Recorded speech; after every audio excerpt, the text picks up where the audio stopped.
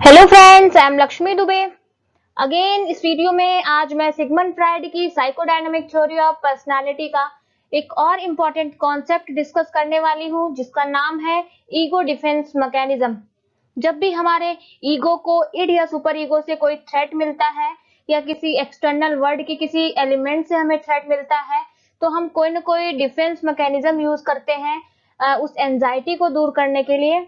ये कॉन्सेप्ट बहुत ही इम्पोर्टेंट है पर्सनालिटी डेवलपमेंट करने के लिए और पर्सनालिटी साइकोलॉजी को समझने के लिए। चलिए आज का ये वीडियो स्टार्ट करते हैं। फ्रेंड्स, एंजाइटी एक डेंजर का सिग्नल होता है जो कि हमारे ईगो को थ्रेट करता है, जिसे कि हम अवॉइड नहीं कर सकते हैं। ईगो को जो कॉन्फ्लिक्ट होते हैं इड और सुपर ईगो के बीच में, दोनों ही फेस करना पड़ता है।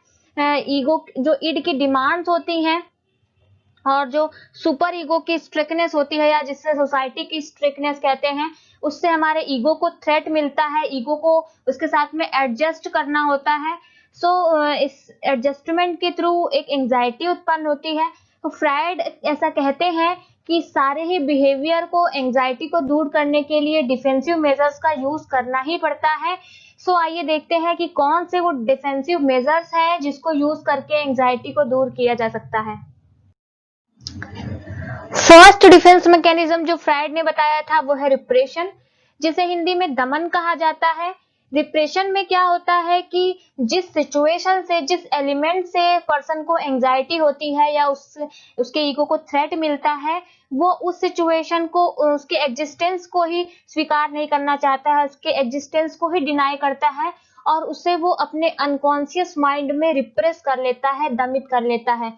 फॉर एग्जाम्पल, किसी की चाइल्डहुड की कोई डिजायर थी, वो पूरी नहीं हुई, तो पर्सन उसको अब ये मान लेता है कि वो पूरी नहीं होने वाली है, तो उसे वो कॉन्शियस में नहीं लाना चाहता है और उसे अनकॉन्शियस में ही रिप्रेस कर लेता है। इस तरीके से पर्सन उस एंजाइटी को दूर करने की कोशिश करता है। Next defence mechanism is reaction formation, जिसे प्रतिक्रिया निर्माण कहते हैं। रिएक्शन फॉर्मेशन में क्या होता है कि जिस रिस्पॉन्स या जिस बिहेवियर की वजह से पर्सन के ईगो को थ्रेट पहुंचता है, वो उसके जस्ट अपोजिट बिहेवियर को डेवलप कर लेता है और उसे एक्सप्रेस करता है। फॉर एग्जाम्पल, कोई पर्सन किसी दूसरे पर्सन से बहुत ज्यादा घृणा करता है, तो वो उससे बहुत एक्सेसिवली लव करने लगता है। इस तरीके से वो अपने उस थ्रेटनिंग बिहेवियर से दूर होने की कोशिश करता है, उस एंजाइटी को दूर करने की कोशिश करता है। Another important defense mechanism is projection, जिसे हिंदी में प्रक्षेपण कहते हैं। इसमें क्या होता है कि पर्सन को जिस बिहेवियर की वजह से दोष दिया जाता है या जिसकी वजह से उसके ईगो को थ्रेट मिलता है, वो उस बिहेवियर की वजह किसी और को बना देता है या अपने उस बिहेवियर को किसी दूसरे के ऊपर प्रोजेक्ट कर देता है। फॉर एग्जाम्पल, किसी को किसी कंपनी से निकाल दिया जाता है, तो वो अपने उस बिहेवियर की वजह अपने बॉस को बताता है। इस तरीके से वो अपने बिहेवियर को दूसरे के ऊपर प्रोजेक्ट कर देता है। एक और इम्पॉर्टेंट डिफेंस मैकेनिज्म है जिसका इंडिविजुअल यूज करते हैं, वो है रिग्रेशन, जिसे हिंदी में प्रतिगमन कहा जाता है। रिग्रेशन में पर्सन जिस सिचुएशन में, जिस लाइफ के पीरियड में फ्रस्ट्रेटिंग फील करता है, एंजाइटी फील करता है या उसके ईगो को थ्रेट फील होता है, तो पर्सन उस फेज से निकल के एक ऐसे फेज में चला जाता है जिसमें कि उसे सेटिस्फाइड फील होता है या वो सिक्योर फील करता है। इस तरह की सिचुएशन में पर्सन चाइल्डिश बिहेवियर करना शुरू कर देता है या डिपेंडेंट बिहेवियर करना शुरू कर देता है, जिससे कि उसके ईगो को थ्रेट ना पहुंचे और उसे एंजाइटी फील ना हो। नेक्स्ट वन इज रेशनलाइजेशन, जिसे यौक्तिकरण कहा जाता है। रेशनलाइजेशन या यौक्तिकरण में क्या होता है कि पर्सन को जिस बिहेवियर की वजह से थ्रेटनिंग फील होता है या एंजाइटी फील होती है, जिसकी वजह से उसे दोष दिया जाता है, वो अपने उस बिहेवियर को री इंटरप्रेट करता है, ज्यादा रेशनल तरीके से लोगों के सामने प्रेजेंट करता है जो कि एक्सेप्टेबल हो। फॉर एग्जाम्पल, किसी पर्सन को उसकी जॉब से निकाल दिया जाता है, तो वो अपने उस बिहेवियर को इस तरीके से प्रेजेंट करता है कि वो जॉब उसके लिए अच्छी नहीं थी। इस तरीके से वो अपने उस बिहेवियर को रैशनलाइज करता है जिससे कि वो एंजाइटी से बच सके। Next important defence mechanism is displacement, जिसे विस्थापन कहा जाता है।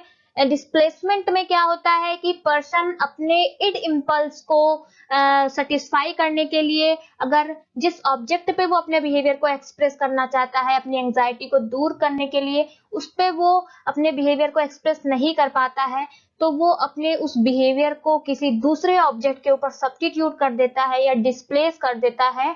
फॉर एग्जाम्पल किसी इंडिविजुअल को अपने पेरेंट्स से या अपने टीचर्स से डांट पड़ती है, तो वो उनके ऊपर अपना वो एग्रेशन शो नहीं कर सकता है, अपने उस एंजाइटी को इस तरीके से वो दूर नहीं कर सकता है, तो वो इस तरीके अपने किसी छोटे भाई बहन या किसी छोटे के ऊपर वो अपने उस बिहेवियर को डिस्प्लेस कर देता है। इस तरीके से वो अपने ईगो को थ्रेट से बचाता है और अपने एंजाइटी को दूर करने की कोशिश करता है। Another important defence mechanism is sublimation, जिसे उदात्तीकरण कहा जाता है। ये भी डिस्प्लेसमेंट की ही तरह होता है, बट ये उससे इस तरह से डिफरेंट है कि इसमें व्यक्ति अपने इड इम्पल्स को किसी अपने छोटे के ऊपर डिस्प्ले नहीं करता है या एक्सप्रेस नहीं करता है, बल्कि वो कुछ इस तरीके के बिहेवियर को करना स्टार्ट कर देता है, अपनी एनर्जी को एक ऐसे बिहेवियर में डाइवर्ट कर देता है जो कि सोसाइटी से एक्सेप्टेबल होती है और फ्रूटफुल होती है। इस तरीके से पर्सन अपने ईगो को डिफेंड करता है और अपनी एंजाइटी को दूर करने की कोशिश करता है। सो फ्रेंड्स, आई होप कि आपको ये सारे ही डिफेंस मैकेनिज्म समझ में आ गए होंगे। फिर भी आपको कोई भी डाउट हो, कोई भी क्वेरी आप करना चाहते हैं या अपने व्यूज को शेयर करना चाहते हैं, तो मुझे कमेंट करके जरूर बताइएगा। और अगर आपको ये वीडियो पसंद आई हो तो प्लीज इसे लाइक करिएगा, शेयर करिएगा और चैनल को सब्सक्राइब करना मत भूलिएगा। Thanks for watching.